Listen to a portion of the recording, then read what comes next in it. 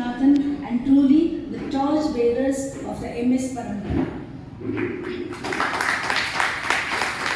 Aishwarya and Soundarya have won various awards from many organizations, most notably being awarded Yuva Kala Ratna from the PSD Charities, Coimbatore.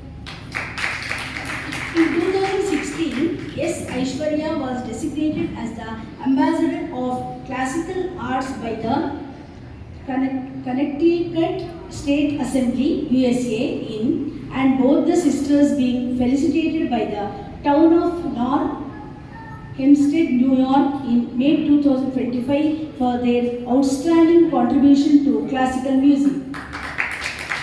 Aishwarya was named as the Rising Star of Carnatic Music by the AMN Global Group in March 2017, and she has also won the Vocational Excellence Award from the Rotary Club of India and the Young Achiever Award from the A3 Foundation, Chandigarh in the year 2016. And both Aishwarya and Soundarya were bestowed with the Pride of India awarded by the Maharashtra Journalists Foundation in December 2021 and were designated Asthana Vidushis of Sri Chakra Mahameru Peetham, Bilaspur in July 2000.